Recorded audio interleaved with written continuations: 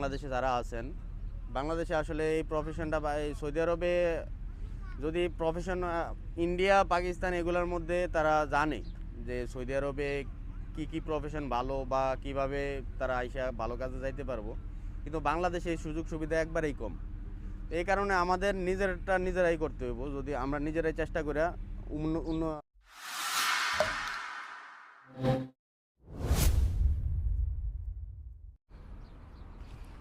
ওকে, আসসালামু আলাইকুম। সবাইকে শুভেচ্ছা সহ স্বাগত জানাচ্ছি এই প্রবাসে, কাছে দূরে, দেশে এবং প্রবাসে যে যেখান থেকেই আমার সাথে আজকের এই ভিডিওতে যুক্ত হয়েছেন।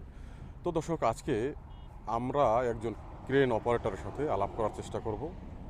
যেহেতু তিনি পাকিস্তানের নাগরিক, সেই সুবাদে তার কাছ থেকে তার যে মাতৃভাষা উর্দু ভাষা বা হিন্দি ভাষা যে যেভাবে আসলে বুঝতে পারেন, সেই ভাষায় তার কাছ থেকে আসলে আমরা জানার চেষ্টা করব যে তিনি কিভাবে মূলত এই যে ক্রেন চালাচ্ছেন, ক্রেন অপারেটিং করছেন, এই বিষয়টি তিনি কিভাবে শিখেছেন। তো আমরা আশা করব আপনারা সম্পূর্ণ ভিডিওতে আমার সাথে যুক্ত থাকবেন। জি, আসসালামু आलैकुम रजान भाई। वालेकुम सलाम। तो आपको देखा मैंने, आप ये क्रेन ऑपरेटिंग कर रहा है, ये काम आप किस तरह सीख लिया? फिर भाई मैंने ये काम पाकिस्तान से सीखा है, ठीक है। और तकरीबन सन 2009 में मैं इस शोबे में अपनी तलीम छोड़ के इस शोबे में आ गया। मतलब अभी से 12-13 साल पहला? पहले, हाँ, ठीक है। 2009 में मैंने ये शोबा ज्वाइन किया, ठीक है। वहाँ पे हमारे पाकिस्तान में क्या होता है कि मुख्तलिफ कंपनीज हैं, ठीक है। उन कंपनी में ये लोग होती हैं ट्रेनें, वहाँ पे जाते हैं एज अ हेल्पर, ठीक है। उधर एक उस्ताद होता है, उसको बोलते हैं उस्ताद, जो उस्ताद। बंदा ट्रेन पहले चला रहा होता है। जो सिखाता है। उसको फॉर एग्जाम्पल मैं गया उसके पास, वो मेरे को उसके साथ छोड़ देंगे, ठीक है। वो उस्ताद मेरे को चेक करेगा, 1 महीना देखेगा, 2 महीने देखेगा कि ये बंदा काम को पिक करता है, काम सीखना में इसका कितना वो दिमाग चलता है, हाँ, ठीक है। 1 माह बाद, 2 माह बाद वो फिर आस्ता आस्ता मेरे को फिर पहले सिखाएगा कि स्टार्ट कैसे करनी है, इसका ऑयल कैसे चेक करना है, पानी कैसे चेक करना है, ठीक है। जब मैं ये चीज़ सीख जाऊँगा, उसके बाद वो मेरे को आस्ता आस्ता हल्का फुल्का लोड उठवाएगा, ठीक है। क्रेन लगवाएगा, स्टेबल करवाएगा, आहिस्ता आहिस्ता। ये मैंने तकरीबन 1.5 साल में ये काम मैंने सीखा है। मतलब 1.5 साल उसके साथ में आप उसके साथ हेल्पर में- के काम किया। उसके फिर पाकिस्तान में मैंने 4 साल 5 साल उधर भी चलाया है। तो उस टाइम में As a जो operator। हेल्पर में आप था, उस टाइम में आपको कुछ सैलरी मिलता था? हाँ, सैलरी मिलता था, हाँ, मतलब सैलरी भी मिला, काम भी काम उस टाइम में सीख लिया। बिल्कुल तो अभी आप कैसे सऊदी में आके ये काम पकड़ लिया? बिल्कुल। उधर मेरा पाकिस्तान में मेरा यही शोबा था, यही मेरा डिपार्टमेंट था। इधर मैं आया, इधर आके मैंने पहले तो मैंने उधर जिद्दा में काम स्टार्ट किया, अपने कफील के पास ही। सैलरी भी कम था उधर, वो तो होते ना स्टैंड। शुरू में। हाँ, उधर ही काम किया। उसके बाद मैं चला गया जिजान में, वो जो सेपको कंपनी है ना, हाँ, सेपको। आरामको का प्रोजेक्ट है, बहुत बड़ा प्रोजेक्ट था वो। उसमें मैंने एज अ टीयूवी ऑपरेटर, हाँ, टीवी ऑपरेटर मैंने काम किया है। उसके बाद उधर ही मेरा कार्ड बना है कि आरामको जो बना है, आराम को का अप्रूवल मिला उधर तो से? वो मिला, उधर से मिल गया। फिर मैंने एक कार्ड उधर ही एक्सपायर किया है, मतलब हाँ। ये मेरा सेकंड कार्ड है। मतलब उधर कितना साल काम किया? उधर मैंने तकरीबन 3 साल। 3 साल। मतलब अभी सऊदी में आप क्रेन का जो ऑपरेटिंग कर रहा है, ये कितना साल टोटल हो गया अभी? 2015 में मैं इधर आया था, आज 22 से 7 साल हो गए हैं। 7 साल हो गया। अभी आप कितना रियल पर आवर घंटा में काम कर रहा है? अब मेरा रेट है 60। 60 रियल, मतलब 60 रियल। जी। तो अभी ये जो बंदा लोग हमारा, जैसा कि पाकिस्तानी भाइयों लोग घर से आ रहा है, इंडियन भाई लोग घर से आ रहा है, जो लोग ये काम सीखना चाहता है, ये जो क्रेन ऑपरेटिंग का काम बहुत कीमती वाला काम है। बहुत कीमती। 60 रियल बोलेगा तो ये हमारा पाकिस्तान में, बांग्लादेश में, इंडिया में बहुत ज़्यादा पैसा बनता है। 17-18 हज़ार। तो ये काम सीखने के लिए बंदा लोग को क्या करना चाहिए, इसका बारे में आप कुछ बता सकता है तो थोड़ा मेरा तो बताइए। इसके बारे में यही मशवरा है कि पहले तो आप उधर अपने देश में देखें कि अगर कोई उधर कोई कंपनी मौजूद है करने वाली, तो उधर से सीख के आएँ, ठीक है। नहीं तो इधर भी काम सिखाते हैं, ऐसा नहीं है। इधर भी जिद्दा में भी हैं वो अपना इंस्टीट्यूशन ट्रेनिंग सेंटर बने हुए हैं, हाँ, उधर भी आप ज्वाइन कर सकते हैं। उसके बाद वैसे भी किसी प्रोजेक्ट में भी अगर को आपको अच्छा इंसान मिल जाता है, फॉर एग्जाम्पल कोई ऑपरेटर है, वो आपको हेल्प करता है थोड़ा बहुत कभी कभार। वैसे तो इधर सेफ्टी है ना, इधर तो नहीं बैठने देते हाँ, बैठने दूसरे नहीं बंदे को अप्रूवल चाहिए, आराम का हाँ। अप्रूवल। लेकिन फिर भी छुप छुपा के इधर मैंने प्रोजेक्ट में मैंने लोगों किसी और को मुझे नहीं पता, मैंने खुद प्रोजेक्ट में काम करते हुए 2 बंदों को ट्रेन किया है। लेकिन आज हम वो- लोग सोच रहे हैं आप बहुत ही लाकी आदमी है, घर से आपको चांस मिला सीखने के लिए और इधर आके भी आप किसी को सिखा दिया, तो हम लोग यही उम्मीद करता है आगे भी जाने में आप थोड़ा थोड़ा जो भी बंदा लोग हमारा जैसे कि पाकिस्तान से, बांग्लादेश से, इंडिया से आएगा, आपका साथ में काम में जुड़ा हुआ है, आप उन लोग को हेल्प करिए। जी बिल्कुल करेंगे इंशाल्लाह, जहाँ तक हो सका। बहुत बहुत शुक्रिया रिजवान भाई आपको। तो हम लोग थोड़ा क्रेन को दिखाएगा, इधर हमारा सेफ्टी लोग भी है, उन लोग को हम लोग थोड़ा पूछेंगे जो इसका जो सेफ्टी रिक्वायरमेंट है ये सब चीज़ को किस तरह ये लोग देखता है, क्योंकि इंडस्ट्री में, पाइपलाइन में, बिल्डिंग कंस्ट्रक्शन में क्रेन का जो यूजेस है बहुत यूज होता है। तो इनके लिए हमारा बांग्लादेश का, इंडिया, पाकिस्तान का जो बंदा लोग नया नया आता है, बहुत सारा आदमी इस तरह है जो मास्टर्स कंप्लीट किया, दूसरा इंजीनियरिंग किया, मैकेनिकल इंजीनियरिंग किया, लेकिन इधर आके वो कोई आदमी हेल्पर लेबर का भी काम करता है, क्योंकि नया नया आके आदमी लोग को मालूम नहीं पड़ता है जो क्या काम हमको करना है, किधर जाना है। इसका बारे में हम लोग इधर हमारा जो सेफ्टी लोग है, इंडियन बांग्लादेशी सेफ्टी है, उस लोग को हम बात करेंगे, देखेंगे इसका क्या क्या रिक्वायरमेंट होता है। আসসালামু আলাইকুম, আমি সাব্বির और ये मिस्टर राशीन। आज ये सेफ्टी ऑफिसर है, हम लोग काम कर रहे हैं कोई आरामको प्रोजेक्ट में। ठीक है, हम लोग आज बात करेंगे कोई क्रेन के रिक्वायरमेंट के बारे में। तो राशीन भाई जी ये जो क्रेन है, जी अगर हम लोगों को कोई लिफ्टिंग स्टार्ट करना है जी। तो इसका क्या रिक्वायरमेंट है आरामको प्रोजेक्ट में? जब आप सऊदी अरामको प्रोजेक्ट में काम करते हो तो ये जो क्रेन है आपको दिख रहा है, जो मैंने आपको ये क्रेन का टाइप बताना चाहता हूँ, ये है मोबाइल क्रेन है, ये 50 टन का है।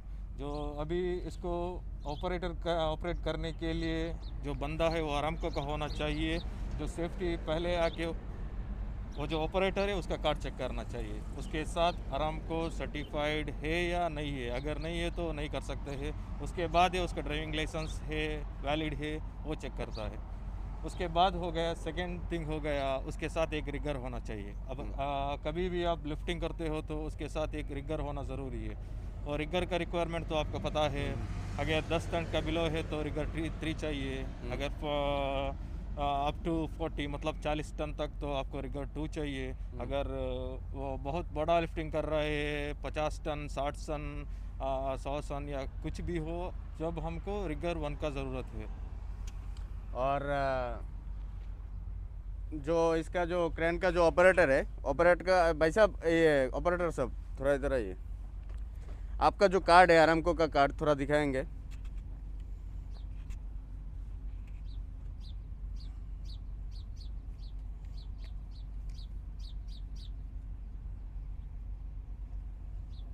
ये है आरामको का कार्ड का सैंपल।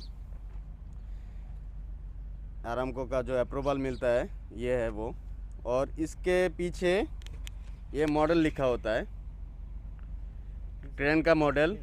जो मॉडल इधर लिखा होगा ये देखिए, GR 500EX, GR 500EX इधर लिखा हुआ है। उधर क्रेन का मॉडल GR 500EX है। अगर ये इधर मेंशन नहीं होता तो वो उसके लिए कॉम्पिटेंट नहीं होता। जो भी इधर मेंशन है वही वो क्रेन ऑपरेट कर सकता है। और दूसरा बात, कहीं पे हम लोग अगर ये प्लेस करना है, क्रेन को प्लेस करना है, क्रेन को अगर इधर हम लोगों को इधर रख के लिफ्टिंग करना स्टार्ट करना है तो क्या रिक्वायरमेंट है? लिफ्टिंग करना शुरू करना है तो वही है, ग्राउंड लेवल आपको लेवल होना चाहिए। अगर ग्राउंड लेवल इस तरफ उस तरफ है तो हम ये कौन नहीं चेक कर करेगा? सकते। इसका रेस्पॉन्सिबिलिटी किसका है? रिगर का है, ऑपरेटर का है, सेफ्टी का है? ये एक्चुअली देखे गए तो तीनों का भी रिस्पॉन्सिबिलिटी है, पर सेफ्टी ऑफिसर उधर रहते हैं, जो बंदा है वो बोलेगा नहीं कर सकते हैं तो फिर नहीं कर सकते हैं। अगर फिर भी सेफ्टी ऑफिसर अलो करना चाहिए, अगर अलो किया तो फिर कर सकते हैं। और जो कार्ड के बारे में आप दिखाया, वो कार्ड होता है वैलिडिटी 3 साल का होता है, ठीक है। उसके बाद उसको रिन्यू करना पड़ता है सऊदी अरामको में। और फास्ट रेस्पॉन्सिबिलिटी इसका ऑपरेटर का होता है, जो आपका क्रेन रखना है, इसका जो सर्टिफाइड ऑपरेटर है वो चेक करना चाहिए ग्राउंड लेवल। जी बिल्कुल, जी बिल्कुल। आगे अगर कोई भी ना क्रेन है ना कोई भी अगर हेवी इक्विपमेंट लिया तो उसका फर्स्ट रिस्पॉन्सिबिलिटी तो ऑपरेटर के होता है। पर कभी कभी आपको पता है इधर सऊदी अरेबिया में तो कंस्ट्रक्शन का थोड़ा पुशिंग होता है, इतना हमको काम होना चाहिए बोल के करता है, तो तब हमको सेफ्टी ऑफिसर उधर उसको रोक के उसको बताना चाहिए ये हमारा जिम्मेदारी है बस। ओके। का क्रेन में क्या क्या डॉक्यूमेंट होना चाहिए?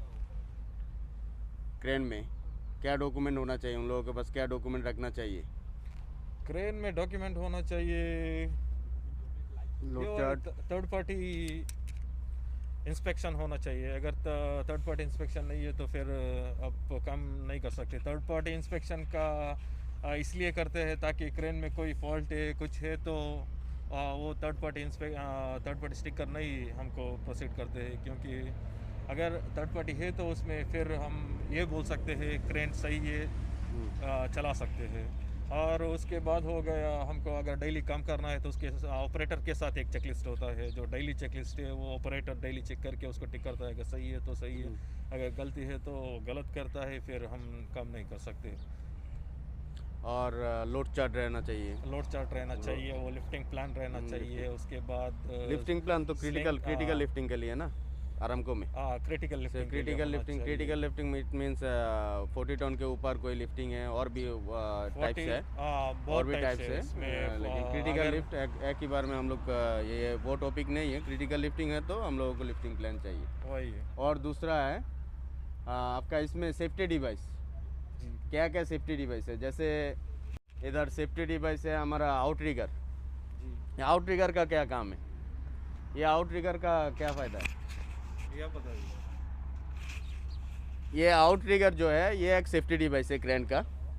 ये आउटरिगर क्रेन को होल्ड करके रखता है। ये जो टायर है, टायर ग्राउंड से ऊपर रहना चाहिए। टायर जो है ग्राउंड में लगा हुआ नहीं रहना चाहिए कोई भी। हाँ, ये आरामको का स्टैंडर्ड है।